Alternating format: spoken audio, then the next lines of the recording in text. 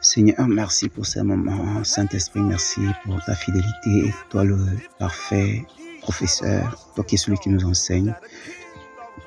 Merci de nous faire du bien par ta parole et que toute la gloire te revienne au nom de Jésus. Amen. On va prendre la parole dans Jean 2, versets 1 à 4. 3 jours après, il y eut des noces à Cana, en Galilée. La mère de Jésus était là. Et Jésus fut aussi invité aux noces avec ses disciples. Le vin ayant manqué, la mère de Jésus lui dit, « Ils n'ont plus de vin. » Jésus lui répondit, « Femme, qu'y a-t-il entre moi et toi?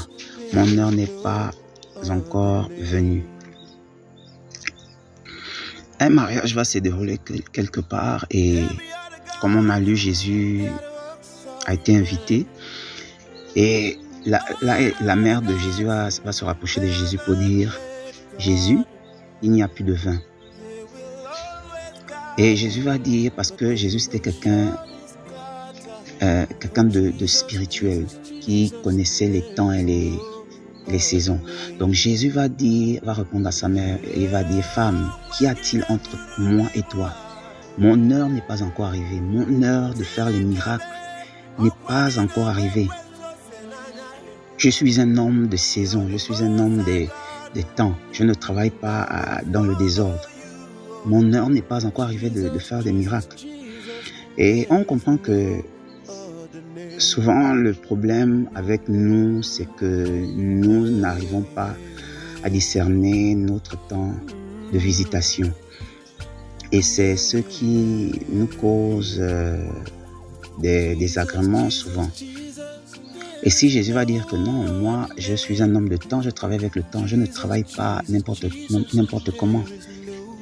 Je suis un homme, je connais le temps, je connais mon heure. À quel moment je vais commencer à travailler, à opérer. Mais mon temps n'est pas encore arrivé. C'est pourquoi il va dire à sa mère, « Qu'y a-t-il entre moi et toi ?» Et ici, Jésus, notre modèle, va pleurer sur une ville. Il va pleurer sur une ville. On est dans Luc 19, verset 44.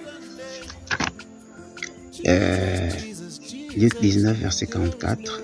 « Ils te détruiront, toi et tes enfants, au milieu de toi, et ils ne laisseront pas en toi pierre sur pierre, parce que tu n'as pas connu le temps où tu as été visité. » Ici, Jésus va pleurer sur la ville de Jérusalem, parce que, comme on l'a lu là, Jésus va pleurer, il va se lamenter sur Jérusalem, il va dire, « Tu n'as pas saisi le temps de ta visitation, le temps où tu as été visité. Tu n'as pas saisi le temps de ta visitation. » Donc, comme on sait bien, ils attendaient le Messie. Donc, le Messie en question était devant eux, mais ils ne pouvaient pas discerner, ils n'arrivaient pas à discerner en fait. Et l'une des choses les plus dangereuses qui peut arriver à un homme est le fait qu'il ne soit pas à même de discerner le temps de sa visitation. Il va lutter comme un éléphant et manger comme une fourmi. En fait, tu vas te mettre à fournir des efforts. Mais le souci est que les efforts que tu vas fournir, ce sera dans le néant en fait. C'est parce que, pourquoi? Parce que tu n'es pas dans ton temps, tu n'es pas dans ta saison. Tu vas travailler, tu vas fournir des efforts, tu vas, mais ça ne va pas porter de fruits en fait. C'est parce que tu n'es pas dans ton temps, dans ta saison. Donc, le temps où tu dois opérer. Hein? En fait, c'est un problème, c'est vraiment un problème. Et quand on lit la Bible, on se rend compte qu'il y a plusieurs comme ça qui ont fait aussi ce genre d'erreur en fait. Des personnes dont Dieu a donné des promesses, a fait des promesses, mais ils n'ont pas attendu le temps de la réalisation des promesses. Ils ont voulu faire les choses avant. Quand Dieu donne un temps, on doit faire comme Dieu veut. On ne doit pas faire avant ou après.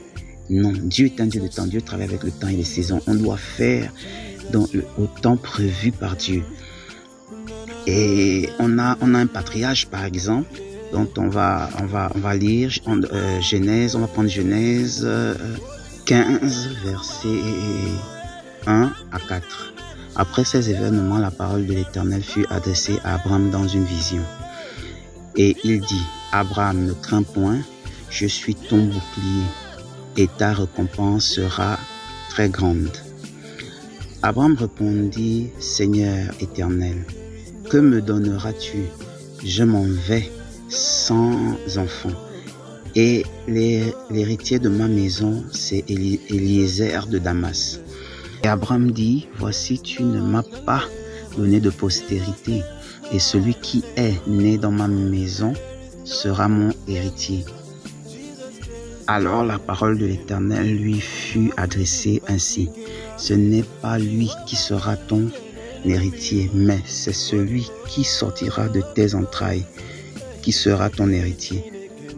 Et après l'avoir conduit dehors, il dit, regarde vers le ciel et contemple les étoiles, si tu peux les compter. Et il lui dit, telle sera ta postérité. Abraham eut confiance en l'Éternel qui lui imputa à justice. Alléluia. Et quand on lit un peu plus loin, on va comprendre qu'il y a vraiment des erreurs que Abraham et Sarah vont commettre. Une erreur qu'Abraham et Sarah vont commettre en fait. Dieu a fait la promesse à Abraham et il a dit que je vais te donner un héritier. Mais Abraham et Sarah, à cause de la vieillesse, et ils ont vu le temps, donc ils ont voulu faire de leur façon. Et maintenant, ce qu'ils ont fait, vraiment, va causer un désastre, mais vraiment compliqué. On va lire. On est dans Genèse 16, versets 1 à 6. Sarah, femme d'Abraham, ne lui avait point donné d'enfant. Elle avait une servante égyptienne nommée Agar. Et Sarai dit à Abraham, voici, l'Éternel m'a rendu stérile. Viens, je te prie vers ma servante. Peut-être aurai-je par elle des enfants. Abraham écouta la voix de Sarai. Alors Sarai, femme d'Abraham, prit Agar, l'Égyptienne, sa servante, et la donna pour femme à Abraham, son mari. Après qu'Abraham eut habité 6 ans dans le pays de Canaan, il alla vers Agar et elle devint enceinte. Quand elle se vit enceinte, elle regarda sa maîtresse avec mépris. Et regardez ce qui se passe. Et Sarah dit à Abraham, l'outrage qui m'est fait retombe sur toi. J'ai mis ma servante dans ton sein, et quand elle a vu qu'elle était enceinte, elle m'a regardé avec mépris. Que l'Éternel soit juge entre moi et toi. Abraham répondit Sarai, voici ta servante est en ton pouvoir. Agis à son égard comme tu le trouveras bon. Alors Sarai la maltraita et Agar s'enfuit loin d'elle. Frères et sœurs, quand une femme n'est pas spirituelle, c'est très très très dangereux. Quand une femme n'est pas spirituelle, c'est très dangereux. Sarah, je suis sûr que Sarah connaissait les promesses que Dieu avait faites à Abraham. Sarah connaissait les promesses. Mais qu'est-ce qui s'est passé? Sarah a regardé à son âge et elle a regardé elle a vu qu'elle n'avait pas d'enfant. Donc, elle s'est dit, bon, je vais prendre ma servante et donner à mon mari Abraham pour qu'on ait des enfants. Est-ce que c'est ce que Dieu avait dit à Abraham? C'est très dangereux quand on ne reste pas sur la parole de Dieu, sur ses promesses. On va se mettre à faire tout et n'importe quoi et après ça va nous créer des problèmes. Ici maintenant, sa servante Agar tombe enceinte et maintenant la servante commence à mépriser sa patronne. Et ça va frustrer Sarah. Et Sarah va commencer à aller se plaindre chez Abraham. Mais Sarah, qui t'a demandé de faire ça? Qui t'a demandé de prendre ta servante pour donner à ton mari? Qui t'a demandé? Et voilà, maintenant, là, ça cause des problèmes. Et elle va maintenant dire à Abraham que Dieu soit juge entre moi et toi. Qu'est-ce qu'Abraham a à voir? Qu'est-ce qu'Abraham a à voir? C'est toi, Sarah, tu as pris la décision en tant que femme d'Abraham. Et tu as outrepassé la promesse de Dieu, ce que Dieu a dit qu'il doit faire. Tu as été impatiente. Et ça, c'est un problème. Quand Dieu parle, on a toujours cette impatience-là. On est souvent impatient. Et c'est pas bon. Et c'est pas bon. Et on commence à faire des choses de nous-mêmes. Et puis après, on se retrouve dans des problèmes. Et c'est vraiment très important de rester dans ce que Dieu nous a donné comme promesse. Dans ce que Dieu a dit qu'il va faire avec nous. C'est très important d'avoir la foi et d'être patient.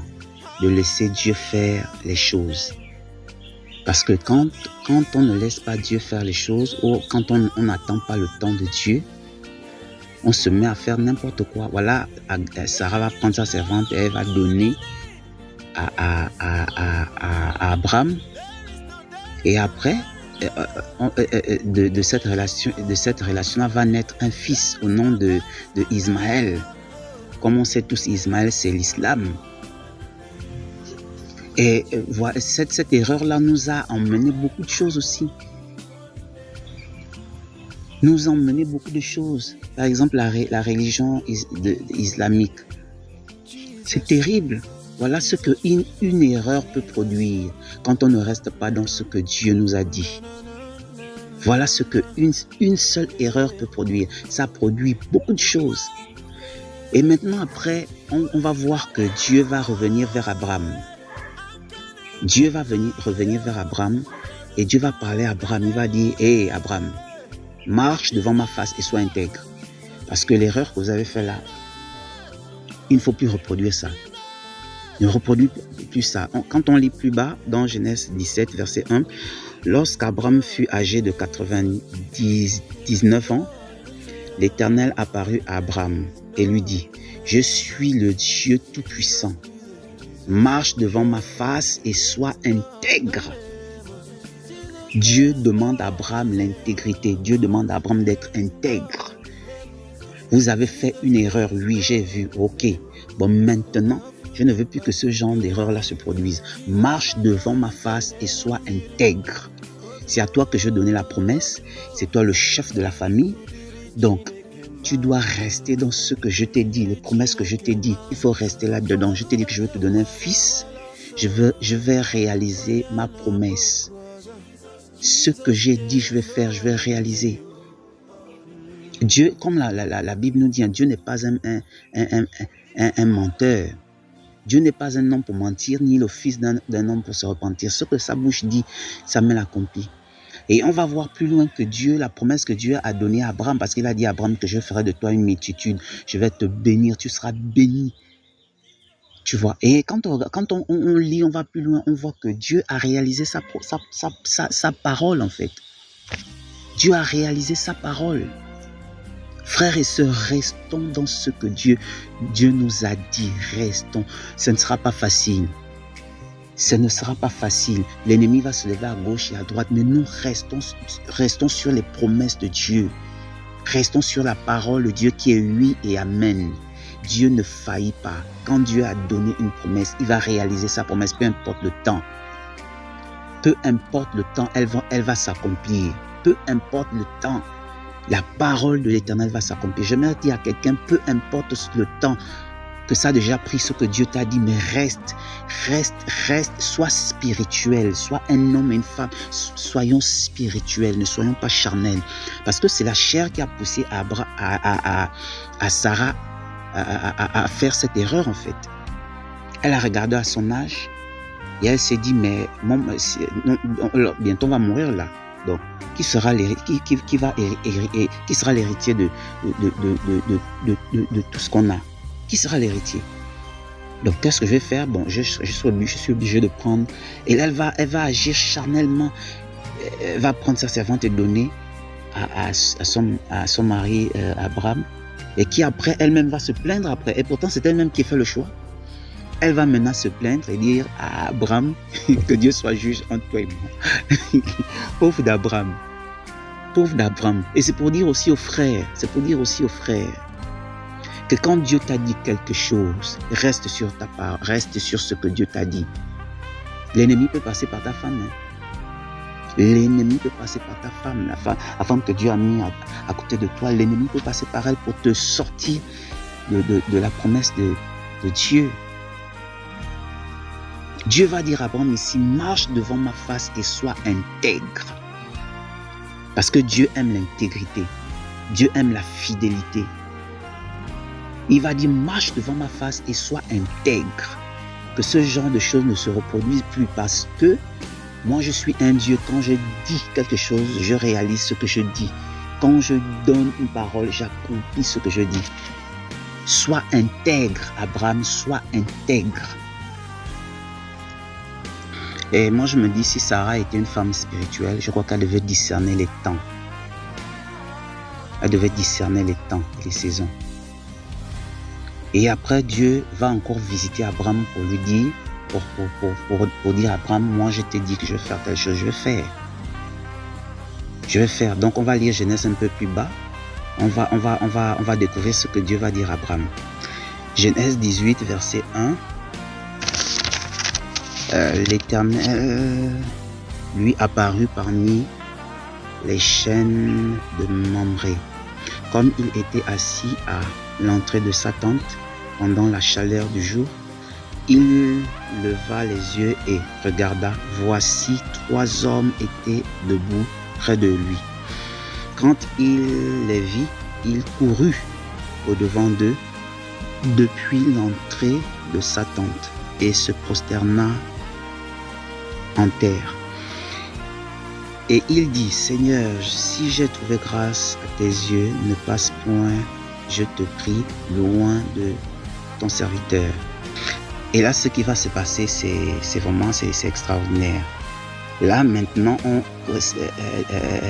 Abraham se comporte comme un homme spirituel. On voit que Abraham assis, il regarde devant lui, voit 3 personnes qui viennent. Comment est-ce que Abraham a discerné que c'était la visitation du Seigneur? C'est parce que Abraham était maintenant spirituel. Il était maintenant un homme spirituel en fait. Il a discerné que celui qui est en train de venir, c'est le Seigneur. Parce que tu vois 3 personnes venir. Si tu n'es pas quelqu'un de spirituel, tu ne peux pas discerner que ça c'est une visitation divine en fait. Et là, Abraham va être visité par le Seigneur. Abraham va être visité par le Seigneur. Et là, Abraham va commencer à servir le Seigneur. On va continuer la lecture. Verset 10. L'un d'entre eux dit, je reviendrai vers toi à cette même époque. Et voici, Sarah, ta femme, aura un fils. Sarah écouta à l'entrée de la tente qui était derrière lui. Abraham et Sarah étaient vieux, avancés en âge, et Sarah ne pouvait plus espérer avoir des enfants. Elle rit en elle-même et en disant, maintenant que je suis vieille, aurai-je encore des désirs?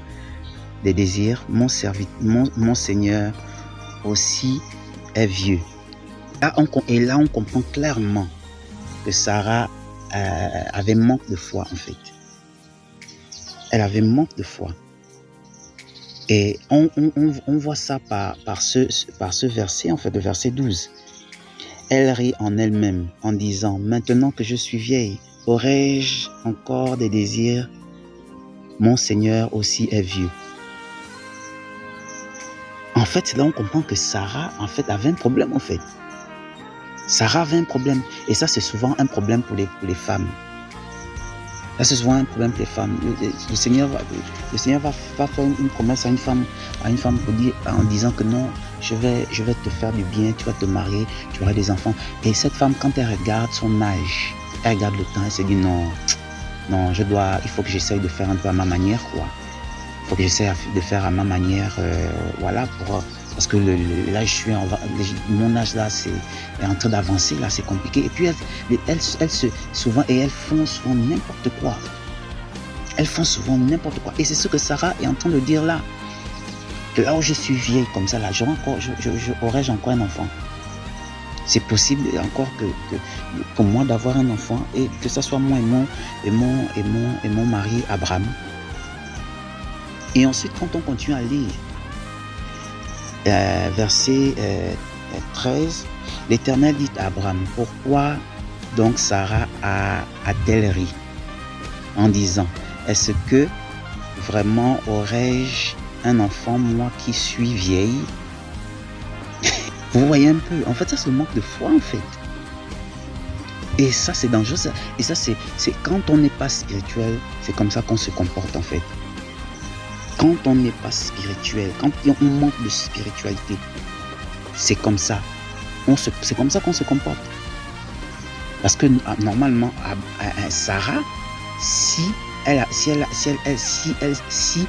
pour elle, Dieu a parlé, mais l'attitude qu'elle devait avoir, c'est elle devait juste être dans la prière. Elle devait être dans la prière et s'attendre à Dieu, que Dieu a dit qu'il va faire. Et il va le faire. Il va le faire. Et là, Dieu va dire à Abraham, mais pourquoi Sarah doute de ce que j'ai dit? Et ensuite, il va dire, y a-t-il rien qui soit étonnant de la part de l'Éternel? Au temps fixé, je reviendrai vers toi à cette même époque et Sarah aura un fils. Et voilà ce que Sarah va encore dire. Sarah a menti en disant, on nous dit Sarah menti et en disant, je n'ai pas ri car elle eut peur, mais il dit, au contraire, tu as ri. Sarah après va vouloir masquer, cacher, mais Dieu va dire, mais non, je t'ai vu, malgré que tu étais dans la tente, je t'ai vu rire. Je t'ai vu en esprit rire, je t'ai vu. Et là, Sarah va être vraiment touchée parce que voilà comment Dieu sort ce qui était caché en fait. Dieu va dire, est-ce qu'il y a quelque chose que je ne peux pas faire? Malgré que vous avez les 99 ans, vous êtes âgé, vous êtes vieux et vieille comme ça là, qu'est-ce que je ne peux pas faire? Effectivement, à la même époque, Sarah va enfanter Isaac, le fils de la promesse. C'est terrible. Et ça, c'est un problème. Ça, c'est vraiment un problème. Il faut qu'on soit spirituel, c'est important. Dieu t'a fait des promesses. Il faut être spirituel. Et les promesses, ça s'entretient dans la prière. Pour voir ces promesses se réaliser, c'est dans le jeûne et la prière, c'est dans ces choses-là que ça s'entretient, dans les choses spirituelles, c'est là-dedans que ça s'entretient. Et on va continuer à lire et on va comprendre comment on peut entretenir les promesses de Dieu. On va continuer à lire. On va lire dans Luc 2, verset 25. Ici dans Luc, on va nous parler d'un homme qui était très âgé, qui avait écouté la promesse que Dieu avait donnée à Israël, qui devait envoyer un Messie.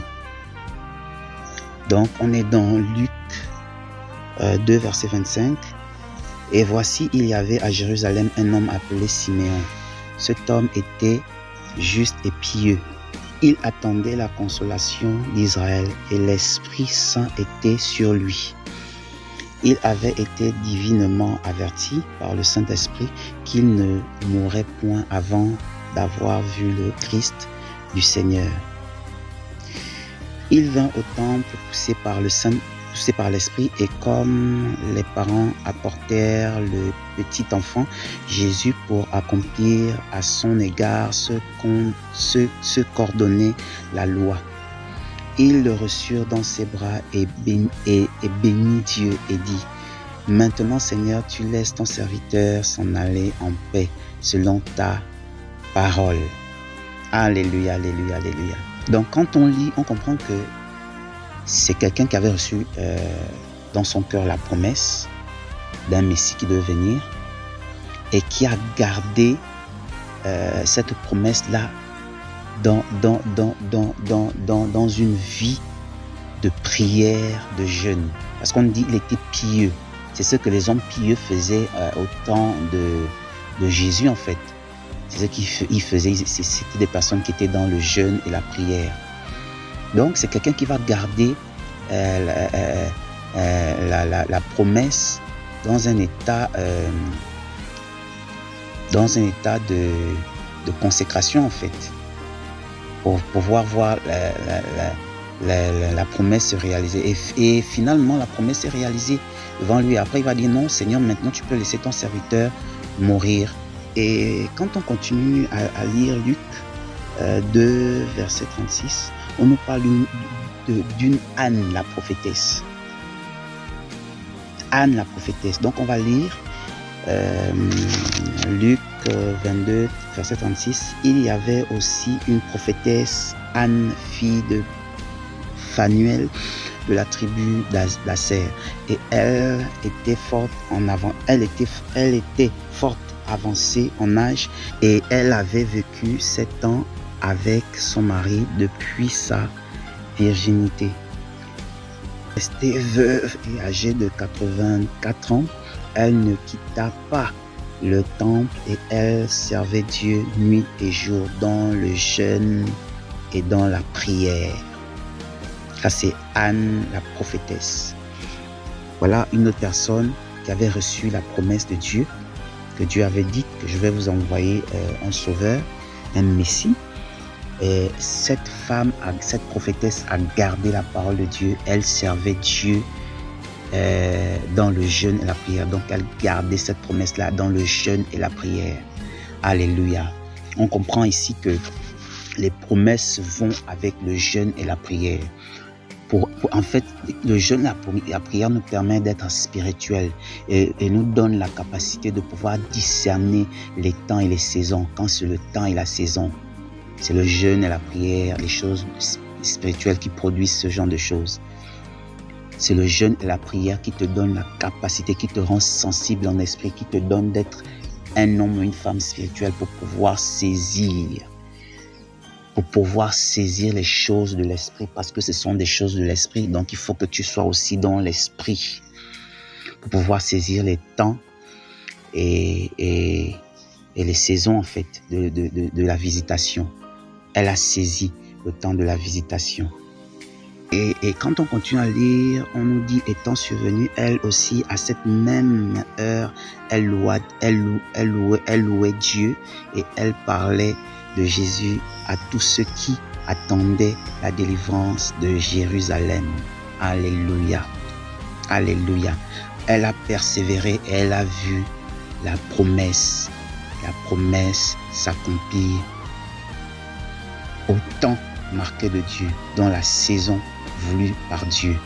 Elle a vu la prophétie se réaliser. Elle a vu la prophétie se réaliser. C'est important d'être dans l'esprit, pas dans la chair. Soyons dans l'esprit et non dans la chair. Voilà une femme ici qui a su être dans l'esprit. Elle n'a pas fait comme Sarah. Parce que Sarah regardait à son âge et puis elle a fait une erreur en fait. Elle a fait une erreur, mais ici, Anne la prophétesse est restée est restée spirituelle. Elle a compris que ce genre de choses, on traite ça dans l'esprit, pas dans la chair. Dans l'esprit et pas dans la chair. Et quand on continue, on va nous parler, le Seigneur va, on va voir les apôtres. Dieu va faire une promesse aussi aux apôtres. Il va dire restez à Jérusalem pour recevoir la promesse qui est le Saint-Esprit. Donc on va lire ça. Et ici Jésus va dire aux apôtres, il va dire aux apôtres de rester à Jérusalem pour pouvoir recevoir la promesse en fait. Pour pouvoir recevoir la promesse. Et donc on va lire Luc 24 verset 49. Et voici, j'enverrai sur vous ce que mon Père a promis. Mais vous restez dans la ville jusqu'à ce que vous soyez revêtus de la puissance d'en haut. Il va dire, vous restez dans la ville, restez à Jérusalem. Parce que c'est là où l'esprit de puissance et de force va vous visiter. C'est à Jérusalem. C'est à Jérusalem. Et on va comprendre aussi qu'il y avait un lieu là où il se retrouvait pour prier, pour attendre l'accomplissement de la promesse. Alléluia. Et donc on va lire Acte 1, verset 12. Voilà ce que la parole nous dit. Alors ils retournèrent à Jérusalem. Donc à Jérusalem, l'endroit où Jésus avait dit qu'il faut rester. Alors ils retournèrent à Jérusalem de la montagne appelée des Oliviers, qui est près de Jérusalem, à la distance d'un chemin de sabbat. Quand ils furent arrivés, ils montèrent dans la chambre haute où ils se tenaient d'ordinaire. C'était Pierre, Jean, Jacques, André, Philippe, Thomas, Barthélemy, Matthieu, Jacques, fils d'Alphée, Simon le Zélote et Jude, fils de Jacques. Tous d'un commun accord persévéraient dans la prière avec les femmes et Marie mère de Jésus et avec les frères de Jésus. On nous dit ici, ils persévéraient dans la prière. Ils étaient dans la prière. Ces choses-là, pour voir ces choses s'accomplir, c'est dans la prière. Les promesses s'accomplissent que dans la prière. Il n'y a pas autre chose. Le jeûne et la prière, c'est dans ces choses-là. Parce que ici, là, on parle des choses spirituelles. Quand Dieu te fait une promesse, c'est dans l'esprit. Et tu dois avoir une attitude pour pouvoir recevoir cela physiquement, dans le physique. Et tu dois booster dans le spirituel en fait. Et on booste dans le spirituel par le jeûne et la prière. Par le jeûne et la prière. Et tu vas même remarquer que c'est dans le jeûne et la prière que tu as la force de pouvoir persévérer, attendre l'accomplissement de la promesse. Et quand on continue à lire dans Acte 2, versets 1 à 4, le jour de la Pentecôte, ils étaient tous ensemble dans le même lieu. Tout à coup, il vint du ciel un bruit comme celui d'un vent impétueux et il remplit toute la maison où ils étaient assis. Des langues semblables à des langues de feu leur apparurent, séparèrent les uns les unes des autres et se posèrent sur chacun d'eux. Alléluia. Et ils furent tous remplis du Saint-Esprit et se mirent à parler en d'autres langues. Oh, les chakas. Alléluia. Selon que l'Esprit leur donnait de s'exprimer. Alléluia. Alléluia. Donc on comprend. Et parce que ils ont saisi la prophétie et ils ont gardé dans leur cœur. Les gars savaient que Jésus c'est pas un menteur. Les gars savaient que le gars là où il a parlé, il a dit, ça va se réaliser. Mais les gars vivaient à Jésus. Ils ont vécu avec Jésus pendant 3 ans. Ils ont vu que le gars là, quand il dit quelque chose, ça se réalise. Ce qu'il dit se réalise. Donc les gars, qu'est-ce qu'ils ont fait? Ils ont prié. Ils connaissaient comment ça se passe. C'est des gars, ils étaient avec Jésus, ils savaient comment ça se passe. Ils ont vu la vie de Jésus, ils savaient que Jésus était un homme de jeûne et de prière. Les gars connaissaient les codes, ce qu'il faut faire pour pouvoir voir les choses s'accomplir. Les gars avaient cette vie-là, ils avaient cette vie de jeûne et de prière. Ils vivaient, c'était leur vie. C'était les disciples du Seigneur quand même. Jésus lui-même, c'est quelqu'un qui pouvait faire 6 heures d'affilée comme ça, le gars prie. 12 heures comme ça pour choisir les apôtres. Le gars a fait 12 heures d'affilée comme ça. Il a pris 1 heure pour chaque apôtre. 12 heures d'affilée comme ça, le gars. Jésus, c'était un homme de prière. C'était un homme de jeûne. Les disciples vont venir vont dire à Jésus, mais Jésus, on a chassé cet esprit-là. Mais pourquoi il n'est pas parti? Jésus dit, il n'y a que des esprits qui ne partent que par le jeûne. Il y a des esprits qui ne partent que par le jeûne et la prière. Donc les gars connaissaient les codes, ils connaissaient comment ça se passe, comment ça fonctionne. Les gars connaissaient. C'est pourquoi les gars avaient une vie d'impact, ils avaient une vie, mais quand on lit les actes des apôtres, c'est terrible.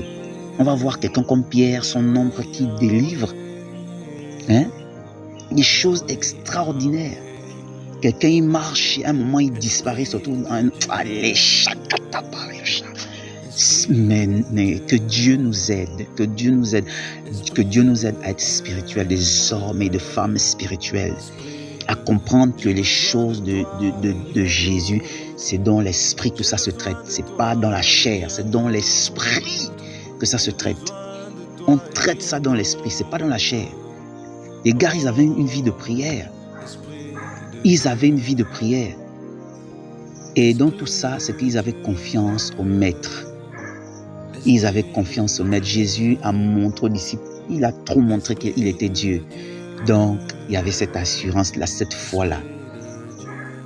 Et ils ont compté sur la promesse du Seigneur, sur la parole du Seigneur. Ils se sont appuyés sur la promesse du Seigneur et ils ont prié. Et finalement, l'Esprit est descendu.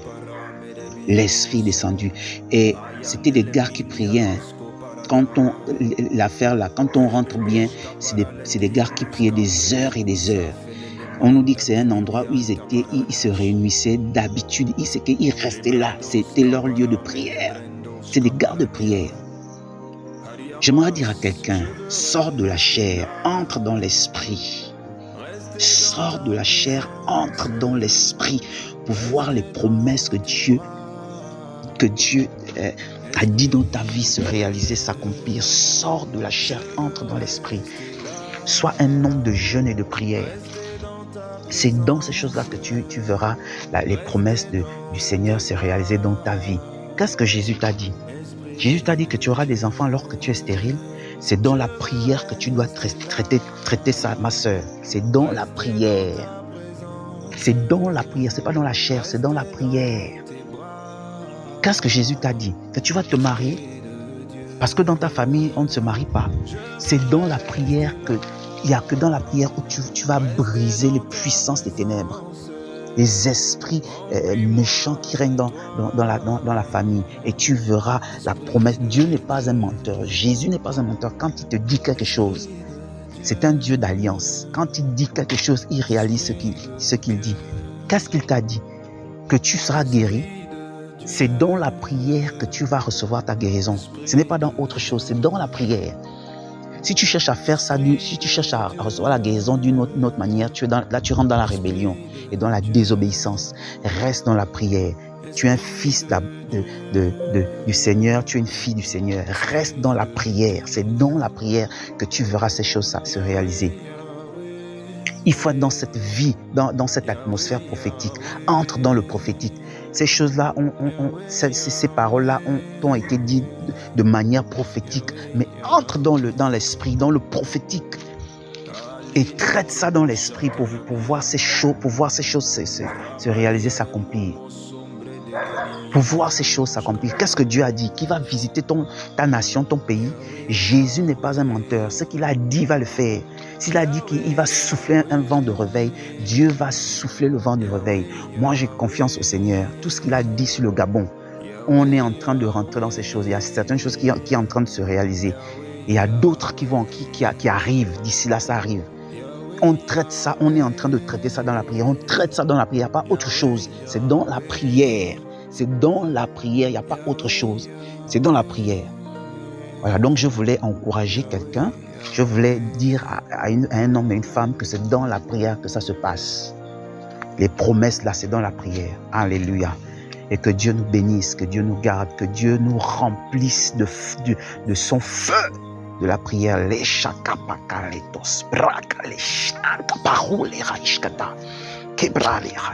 Que Dieu nous bénisse. Shalom.